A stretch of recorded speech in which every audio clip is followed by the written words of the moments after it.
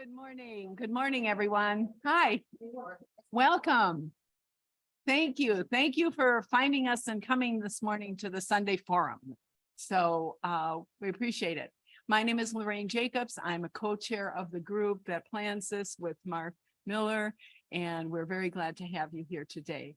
I just wanted to remind you that we do have a collection basket. We're not going to pass it and interrupt things, but it'll be at the table when you're going out. So it helps us with our expenses, mostly technology. So that would be appreciated.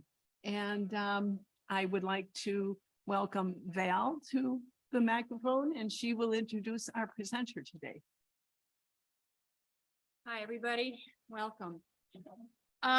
So yeah, I met Bryan at Clement Manor. He was doing education on Native American history.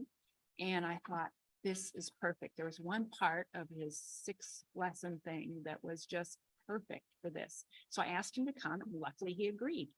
So I will have him come up and introduce himself.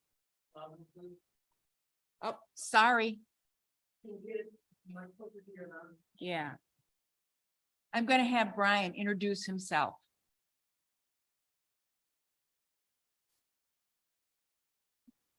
So here's the mic so they can hear you. This one, so they can hear you. How's that working? Good. All right, great. Thanks, Val. I'm Bryan Rindfleisch. I'm an associate professor of history at Marquette University. I teach Native American history and early American history, and I met Val at the Clement Manor Center. I've been teaching there for about 7 years, 8 years. I've been at Marquette for 8 or 9 years. So indulge me, I have to start our presentation and then we'll get going. So I'm here today to talk about a walking and biking tour that has been created for Historic Milwaukee Incorporated, which you can actually download at the end of this, or you can just go on your phone into the store, Historic Milwaukee, and actually download it or take it with you. But I also want to give you a broader context of why this thing was created and how it happened. So what really happened is this new entity that exists at Marquette is called the MU, or Marquette Indigeneity Lab. But let me begin by first recognizing the land and water that this is traditionally the land of the Potawatomi, the Ho-Chunk, and the Menominee peoples, who still call this place home, who still use its waters and still use its lands. And as you'll see, their peoples are still here in many different ways and in many different forms. So this is our first cohort of the Indigeneity Lab. These are all our students. This is Dr. who is the only Native faculty member at Marquette. And the three of us together are basically combined to create what is called Marquette Indigeneity Lab. This is also Dr. Jacqueline. Many of you might have met her because if you know any Native person or any Native community entity in Milwaukee, she's involved somehow. But she works at Marquette as well. And sort of the four of us have created what is this lab, but it also spun out of student activism during COVID. Oftentimes, Native issues, Native students, Native concerns, Native populations. Very little knowledge about that in the United States. Very little attention from the United States government and just general non-Native peoples in general. So what happened is students were literally fed up with the larger erasure that's going on. We got a problem with the Marquette seal, which I can talk about maybe some other time. Some other things that just basically creates this narrative that Native students don't matter on campus and that they should just disappear. And so they actually, all of these students and then some, went to the administration building in October 2020 on Indigenous Peoples Day. So very recently we celebrated that day. And they demanded change. And one of the changes that came out of that was that one administrator who was in attendance, not the person they were actually speaking to, but someone was moved to say, hey, I want to do something that really sort of celebrates our Native students. And so they came to Dr. Major and myself and Dr. Schramm, and they asked, what should we do?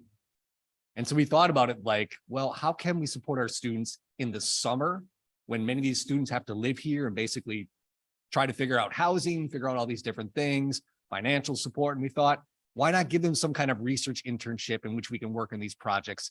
And collectively was born the Indigeneity Lab.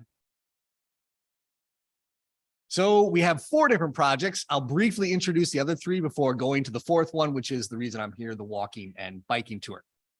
So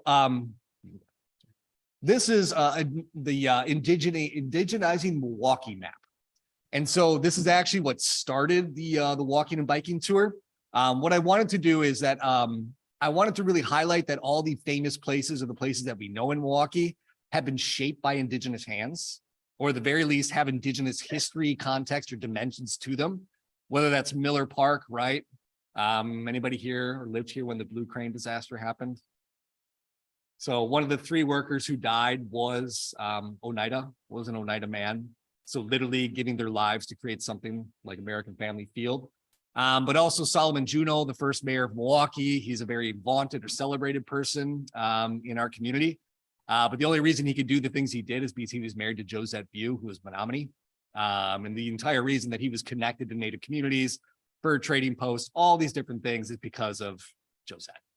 So all the things we think about in terms of Milwaukee, and even sort of the language that we use for Milwaukee, the good land, Milwaukee, right? Whether you're talking about Wayne's World or whether you're talking about today and the slogan that we brand this thing, that's an Algonquin word.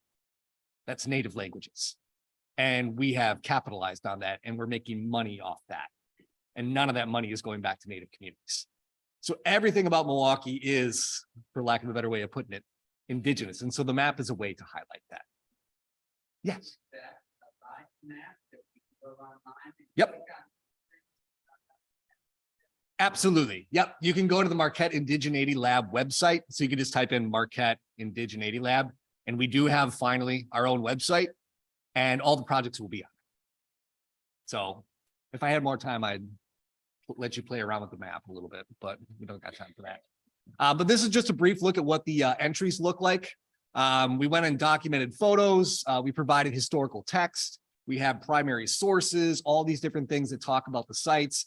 I mean, one day I envisioned maybe like 100+ sites, if not more. Right now, I think we got like 35 or something like that. We've only been doing this for a couple of years. The end goal for us, though, is really to get in interviews with local community members, native and non-native, to really document those places even more and give life to them. But the problem is that takes a lot of money and we don't have any money. But we're working on it. And we got a couple oral interviews, mostly with people that we personally know or personally connected to. So the second one is the walking and biking tour, which I'll give you a brief context and then come back to as well in just a little bit. So Historic Milwaukee Incorporated discovered the map that we were doing, and they're like, hey, we have all these historic tours. We have open doors. We got nothing about Native history. Let's fix that. And really, I mean, kudos to them. They have been fantastic to work with. And I can sing the praises of Historic Milwaukee Incorporated again and again and again. They are incredible. So they approached us and they wanted us to create basically a walking and biking. And we also made a driving tour of Indigenous Milwaukee. And so we did that. And it's 14 miles long for the biking driving tour, 5 miles long for the walking tour. I've been told by a number of people it is the longest tour in Historic Milwaukee's repertoire. So whoops. But this was the development process that it took through. It was myself and one of our students, Claire Camblin, who's of the Osage Nation. And so we had to take the map, figure out what sites to do.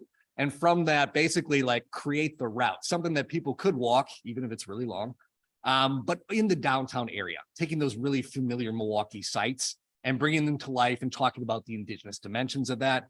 Then it involved all the research, finding all the primary sources and the collections and the databases we have. Then we got to go to a sound studio. I think the next, yep, there's the sound studio here in Milwaukee. Cool place.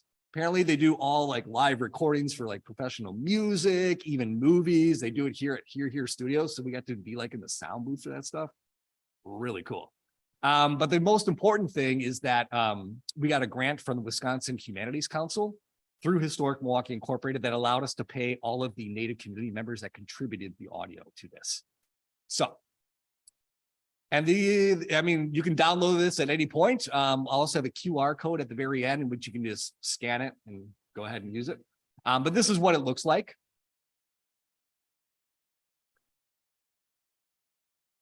And so again, as I already mentioned, this is what we're really trying to get at, right? Highlighting how Indigenous peoples are not just peoples and their narratives are not just of the past, but here in the present, and they're shaping the future. It's not a coincidence that as soon as I walked from my car today with my daughter, Eliana, to this church from 2 blocks, you see the hop, and Potawatomi's got their sign on it, right? Because they are the largest philanthropic donor here in Milwaukee. They're shaping Milwaukee for the future. Everything on campus, near West Side Partners, everything on the initiative that Marquette is involved in, Potawatomi is involved in too. So now the third project that's part of the Indigeneity Lab is one that is people are the most interested in because it is the coolest. But at the same time, what one professor is trying to do, Dr. Schlappe, is actually trying to return wild rice to the Menominee River Valley, right? Which is indigenous to the Milwaukee region, but industrialization in the late 19th and early 20th century completely wiped it out. Wild rice can no longer be found here, or if it can be, it is polluted and dangerous to consume. So what we've done is we've gone to a number of the reservations in Wisconsin and tried to basically build relationships with those reservations. But then on top of that, also try to cultivate wild rice and see the different varieties and try to figure out which one was indigenous to Milwaukee. I don't know this, but apparently there's the northern variety, the southern variety, and all these other different varieties as well. This is Dr. Schlappe's work. Thank you.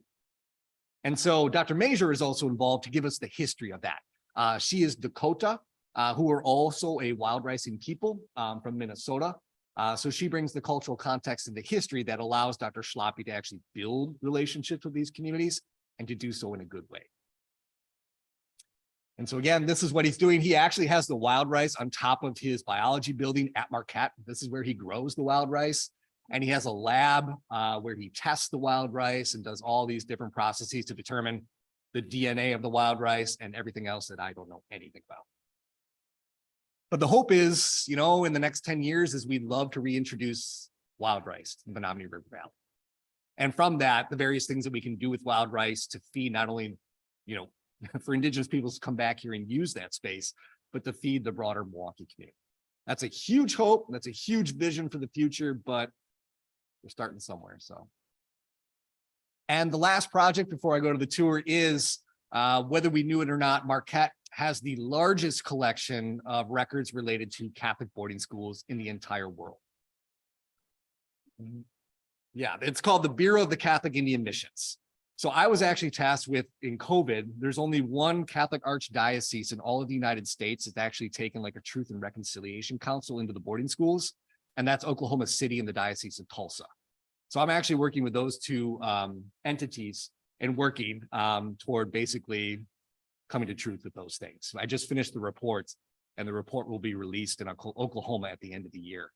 But also the reason why they did it is Indian Territory is the site of Oklahoma. I'm also from Oklahoma. And so the stars sort of aligned in terms of that. But Oklahoma, Indian Territory is home to 1/3 of the entire Native population to this day. So Native American boarding schools existed for more than a century. Some of them still exist to this day, but they're actually operated by tribal nations to this day.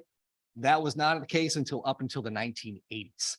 Now, the reason that some of you might have heard about boarding schools is because of the discovery of children's bodies or graves at the Kamloops Residential School in Canada. And you can imagine, take that into context that that's one school, and the Bureau operated over 1,000 schools. And we found 250 unmarked graves at one school. And I won't go into the details because I'm not here to talk about it, what I've found in the Oklahoma schools, but this happened everywhere. And you can imagine on top of other stories and other cases of what we know about boarding schools in terms of physical, emotional, sexual, psychological abuse and violence that occurred. So it's a very tough subject, but one that Dr. Major and myself are spearheading to basically what we call decolonize our archives, so that these archives can not just be at Marquette, that Native communities can actually access these archives, because there's important things in there, like their grandparents' names.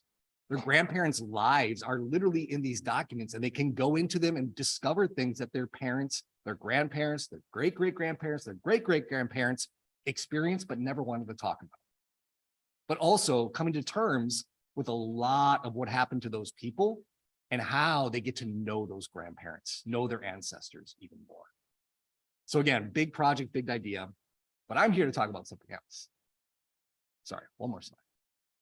So with what little time I got left for you, I got like 15 minutes. That's good. I want to give you a brief tour or sort of a context or a short tour of the sites that really stuck out to me, or the ones that were sort of allow me to talk about different facets of the tour itself. So the general narrative that the tour is tackling is generally right. Native peoples are largely considered in many people's minds either a thing of the past, a relic of the past, or they're confined to reservations. And if that, their concerns don't matter because they make up less than 1% of the total US population today. It's more like 1%.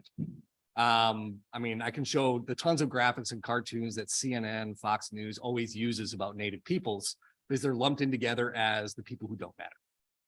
But as the people who don't matter, their voices don't matter, their votes don't matter. Well, the reason is because we deliberately crafted that narrative. I mean, you go take a look at the American Declaration of Independence, everything that, literally crafted who we are and what we are. And you can see how we refer to Indigenous peoples and how that narrative is carried forward. And why the sort of central antagonistic enemy of the United States, up until the Soviet Union, up until Hitler, up until the World Wars, was forever our Native brothers and sisters for more than a century. Because why? Because all of North America is Turtle Island. All of North America once was Native land. And so the entire history of the United States is built upon taking that land. And we still have to come to terms with that. We haven't done that. But I'm not here also to talk about that. Oh, sorry, go back, sorry. No, you're fine. So the tour actually starts at the Milwaukee Public Market. And the reason why we start there is because I want to start with something very sobering, but also because everybody knows the Milwaukee Public Market, right? Everybody meets there. They usually go inside, grab a cup of coffee, get some food, whatever else. I love the pizza inside the Milwaukee Public Market. And then after that, we come outside, and this is where we congregate right across the street.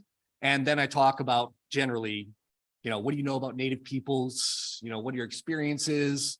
Every once in a while, there's a Native person on the tour, which is great, which adds an even another, sort of another element to it. But then I get into the subject of, you can go to the next one. I talk about Milwaukee and that the Milwaukee Public Market and the entire 3rd Ward is the site of Indian burial grounds and graveyards. And they were completely excavated, but they didn't get them all. So literally, when you're walking through the 3rd Street Market, you're walking through the 3rd Ward. You're walking through the 3rd Ward of the public market. You're walking upon the ancestors of Indigenous community members, most likely Menominee, Ho-Chunk, and Potawatomi. But the thing we talk about Milwaukee is it's also a gathering place and has been a gathering place for thousands of years. So you had Dakota peoples from Minnesota using this space. You had Lakota peoples. You had Illinois peoples from the South. You had Ojibwa peoples from Michigan and from Canada congregating because these 3 waterways in Milwaukee, which are so important, were the places in which it moved all these peoples and goods for millennia. So it could be anybody literally who's beneath our feet when we walk in these spaces. But it's not just the 3rd Ward. I mean, it's the 9th Ward, it's the 12th Ward, it's the 1st Ward. I mean, I literally have over 100 documents from Milwaukee newspapers alone that documents, oh, we found Indian burial grounds and we dug them up. And this is from, I think, maybe the 1890s. I have ones all the way up until like the 1940s and 1950s before there was any protections in place that stops construction. So we start there very on purpose because it's very sobering. I also talk about then from there, if you go to the Summerfest grounds, that's where Indian Summer used to be, or Indian Summer Festival. Did anybody used to go there? Yeah. The first experience that I had of Native Milwaukee coming from Oklahoma was at Indian Summer in the summer of 2015, or the summer fall of 2015. So that forever has a very important place in my heart. But at the same time, right, because of lack of funding, COVID, unfortunately, we don't have Indian Summer anymore, but it existed for decades. So I want to highlight, everyone knows the Summerfest grounds. Well, guess what? What also used to be there is the Indian Summer Festival. But it also allows us, when people are taking this tour, to think about there's still other powwows going on in Milwaukee. I know Val, you went to Hunting Moon yesterday at Potawatomi, right? Or at the Panther Arena. I mean, they call them pop-up powwows now. You can literally go anywhere. You can go to Franklin. You can go up to, I don't know the North Milwaukee very well. What are those suburbs up there? Doesn't matter. Okay. Sorry, if you're from there, I apologize. You can go to Tosa, probably not Waukesha. But you'll have pop-up powwows every once in a while. I don't actually know how you can find that out if you get plugged in, but I just hear about it from other people. So important. The other one is the lakefront. Everyone knows the Milwaukee lakefront, but they also don't know anything about the Native activism that happened here in Milwaukee and was the only successful occupational activism of the 1970s in all of the United States. That was the takeover of the McKinley Coast Guard Station in 1971 by Oneida activists. It was also the site of the first Indian community school, which now exists in Franklin, Wisconsin. So there were many of these occupations throughout the United States during the 1960s, from about 1969 to about 1973. This also included the very infamous shootout at the Wounded Knee Reservation, or the Wounded Knee site and the Pine Ridge Reservation in 1972 and 3. Now, of all those occupations, there was only one successful, only one that allowed Native peoples to actually stay on those sites, and that was the McKinley Coast Guard Station. That apparently is because Herb Paulus, who was an Oneida activist, had a very strong relationship with people in the Nixon administration, at the same time that they successfully argued their case in the law, or argued their case in a court of law with the Treaty of Fort Laramie of 1868, which is a treaty that's become very important because it stipulates that when peoples relinquish their land to the United States government, at least in 1868, if we ever stopped using that land, the federal government ever stopped using that land, it reverted to the control of its original inhabitants. So someone was really smart in that treaty, and they were looking forward to the future in a long way. And that has been the basis for a lot of ways. I mean, it was the basis for why Potawatomi's here. So a basis for how Native peoples are starting to, in essence, get quote unquote land back. And this is just, you get to see this on the site.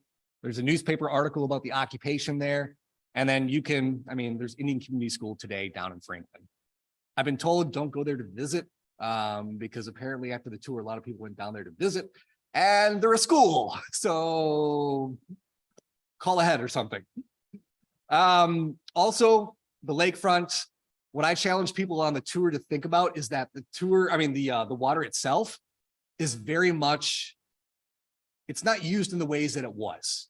So what I challenge people to think about is that this would have been a gateway. People would have been moving on here. They would have been fishing on here. People would have been sleeping on the water. Literally, there would have been thousands of people at a time using the water, going, transporting, getting through Lake Michigan. Literally, it was a highway of people. In a ways that it sort of is today, but not as visible when we walk the lakefront. I used to walk or run the lakefront when we lived down here. And every time I would just think about man, if this was 1,000 years ago, if not longer, this would be the most congregated, populous place in all of Milwaukee. The lakefront would be the most populous place in Milwaukee. But we also tackle sort of the other issues on the lakefront. The wonderful thing is we have this beautiful building, the War Memorial Center, that memorializes those who have lost their lives in the service of the U.S. military. Awesome. It was also the site of Native activism in the 1960s and 70s. During a meeting of, I can't remember the society itself that had a meeting, but literally is about the Vietnam War, but Native activists also protested outside to basically say, hey, you've forgotten about us. We have things like sovereignty. We have things like treaties that you're starting to honor, but you're not honoring them here. And that was sort of like a very visible site of Milwaukee Native activism in the 70s. But in the next slide, as you'll see, the FBI was very interested in what was happening at that site too. I could go into a long 2-hour conversation about COINTELPRO and Native activists in the 60s and 70s, Red Power, American Indian Movement. But this was also a site of the American Indian Movement. We had our own chapter of the American Indian Movement.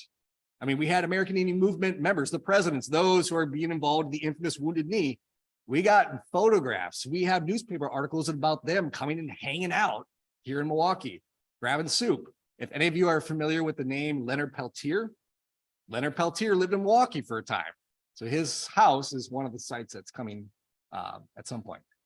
I already did Solomon Juneau. I already talked about Josette, so we'll skip Josette. But it also allows us, when you're walking, because a lot of these are just historic sites, right? Or present day sites and talking about the history.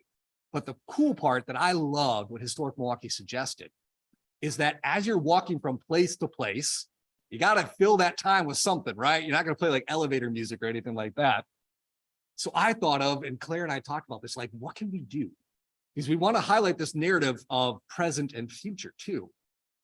And we just started thinking about it. We're like, well, why don't we just talk about all the Native communities and wonderful things they're doing today? I was like, oh, that's perfect to bridge, sites to sites and what is the present and the future. So a couple of these are the incredible Gerald L. Ignace Health Center, which services Native community members in Milwaukee, which is an incredible place. It's a community space. It's a healing space in the same way that this is Her Wellness. Her Wellness is for healing intergenerational trauma. And it's led by a woman by the name of Leah Denny, Dr. Leah Denny, who is doing incredible work here in Milwaukee. And she's world renowned for the work that she's doing. But her headquarters, her base, her home is here in Milwaukee. Again, talking about all these incredible things that Native peoples are doing currently in Milwaukee, not just historically, and getting that out.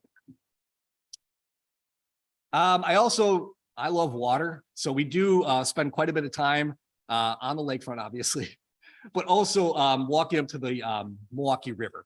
And again, communicating that idea of imagine this space as a highway of people and things constantly. Again, the waterways would have been the most populous places in all of Milwaukee because that's where they congregated. That's how they moved.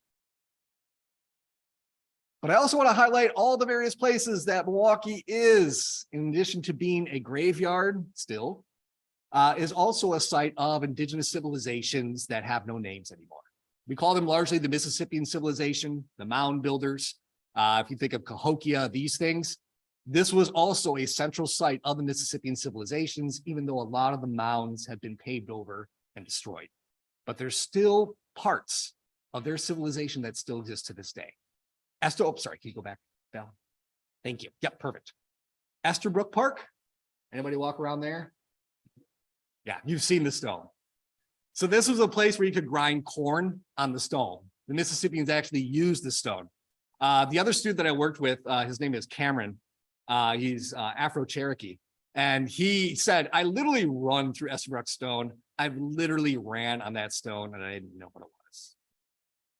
And because there is no marker, there is no knowledge about this. But again, this is the ways in which Milwaukee is indigenous.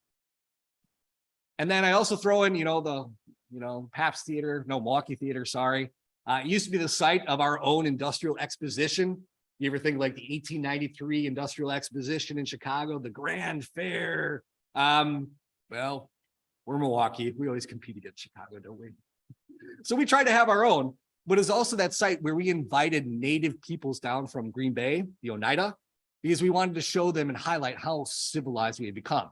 So we asked for not them, we asked for their band, and then we asked for their boarding school students. And so we put them on display at the Industrial Exposition as a sign of how advanced we had become as a nation. And again, this is just, the tour is chock full of all these different primary sources highlighting these things, so that it's not just us or other community members speaking at you, but you can also read them. And then Hunting Moon, needless to say, it was yesterday. So we like to highlight Hunting Moon as well. And the one that I end on is this one. Has anybody seen this plaque? So from Oklahoma, went back to Oklahoma. I actually did my master's here in Milwaukee, like a long time ago, like 20 some years ago. And I remember this plaque from when I was a master's student. And so it's right across the way from the Wisconsin Convention Center on whatever the hotel that is off Wisconsin Street. It's right where that hotel, the Miller High Life Pub, and Starbucks is. But there's a plaque right in between those places, and it says this. The important thing that I'll just draw your attention to is the last sentence. We can talk about the village that this was the parent site of. It was located or vacated to the lake. When the lack of Potawatomi was moved west from Mississippi by the federal government. That's the entire narrative I'm trying to tackle with this tour that we're trying to dismantle, right? Because obviously not all the Potawatomi left. Forest County Potawatomi. And right, if anybody sees that and then they look at the Potawatomi Hotel and Casino, they're like, something's wrong here. But again, it's playing into the ways in which we as non-natives have deliberately crafted this narrative of erasing them. Because the entire fact, right, that Native peoples still are here, but they don't have their land, and we do, is a very uncomfortable reality for a lot of people. So the narrative that we crafted and is literally enshrined in that building is they're gone. And the blame is actually placed on who, right? It's placed on the federal government. But even that date, 1838, is problematic because it's not the actual date of Potawatomi removal. We picked it because that is when Cherokee removal happens, the Trail of Tears. And if anybody knows anything about Indigenous peoples usually, or the removal to Indian territory, it's always about the Cherokee. So finally, I should probably wrap it up here. But that's, Milwaukee Public Museum done incredible stuff with Native issues. Didn't always, but because of Native activism, they do now. And then we end at Marquette just because of a lot of what's changed and a lot of what Native student concerns have been.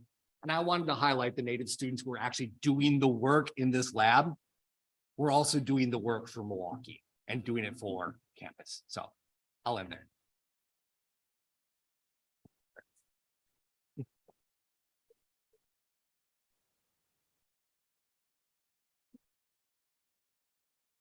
The Indian Community School? Yes, yeah, both in the McKinley Coast Guard Station and then in one of the transitions. The one that we're working on, I forgot to highlight this, was Milwaukee did have a boarding school.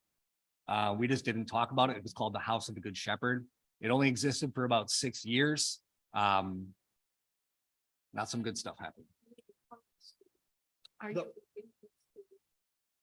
Yes, I did. The Indian students. And so the first home of ICS, as we call it, was the first home of ICS was McKinley Coast Guard Station, that takeover I mentioned. And that's why I had the photos of ICS on the flip side of that. And then in one of the walking transitions, we talk about ICS as you're walking actually from the McKinley Coast Guard Station down the lakefront. So it's very much an important part of the tour. I just wanted to say, and you're helping us out. If you can stay just a little bit. Yeah. Oh, great. Okay. And I just want to put a plug in 2 weeks ago, we had a speaker here, Richard Gonzalez, was that the name?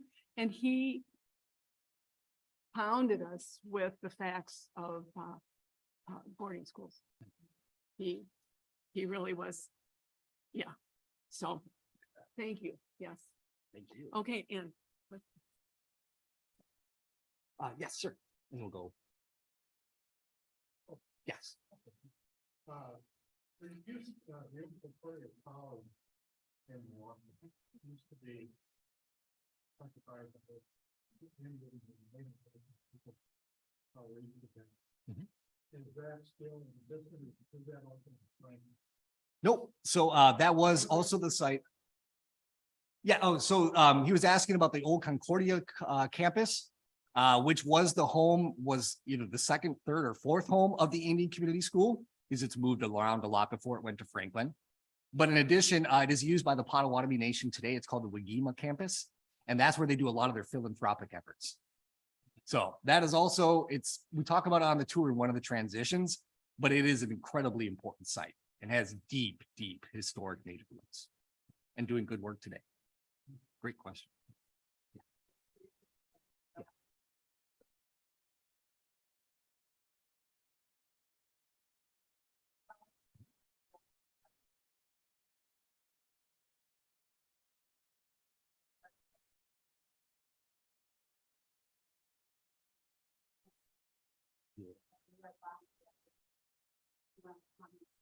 Sure.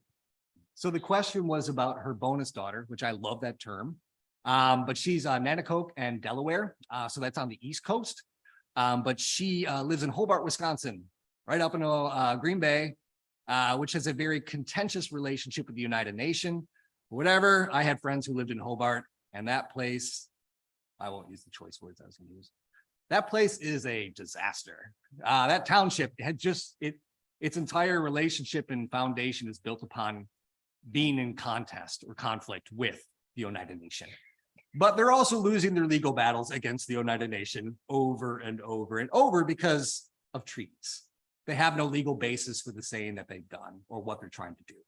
So in essence, I mean, what you mentioned in terms of land back and the United Nations are getting land back from the Hobart Township is the fact that this is part of a larger process throughout the United States in which treaties are being used to get land back. But the example I often use is that I was talking to a Muskogee woman as part of this boarding school research.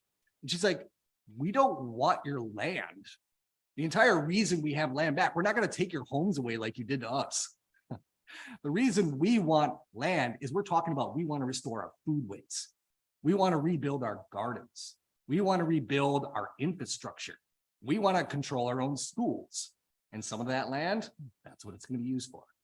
And so a lot of this, again, this is the entire narrative that gets spun out of control when it comes to land back. Is like, they're going to take our land from us. No, they learned that lesson from us, first of all. And that's not a native way. They're always thinking about the 7 generations ahead. They're not thinking about us. They're not thinking right now. So. Sure. And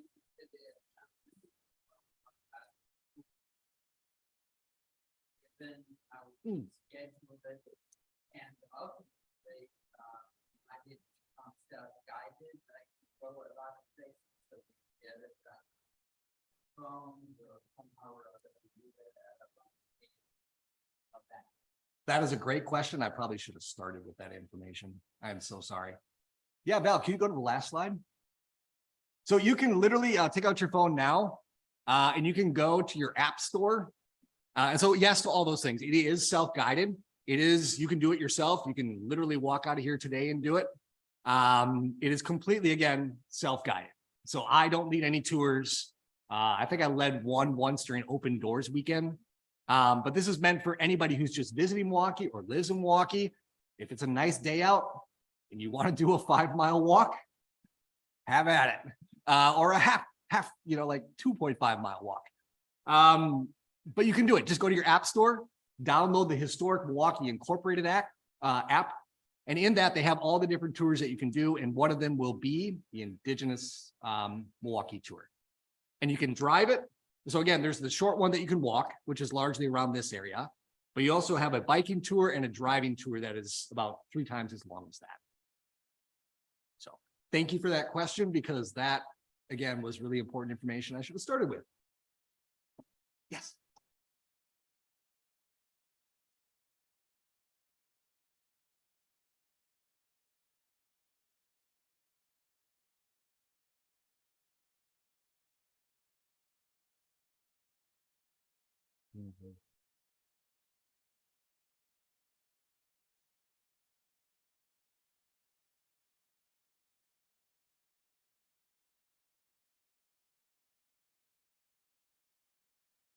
Oh.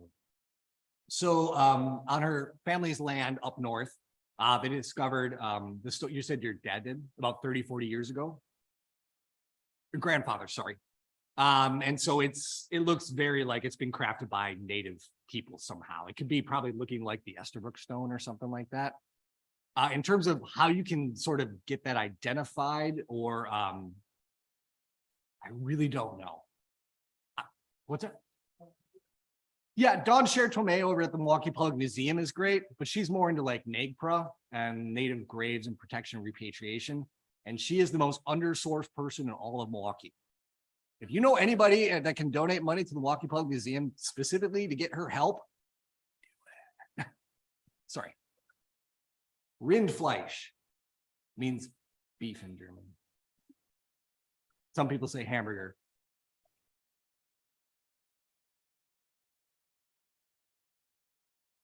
Yes, Eliana, your last name means hamburger. About that stone in Estabrook Park. Mhm. Is the general location of that on the website, or because I'm there all the time and I want to. So the location of the Estabrook stone, probably people in this audience know better than I do, because I've actually never stepped foot in Estabrook stone. Okay, okay.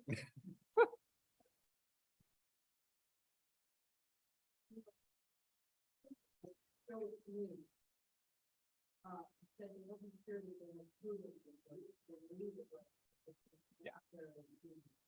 It is, but it's not authenticated. But it is. But again, not authenticated. So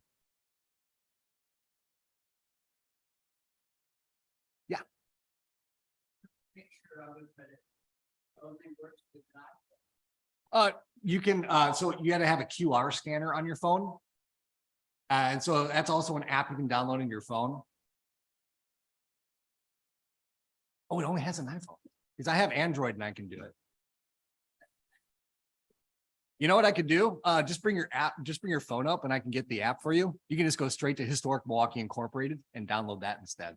You just type it in the search bar.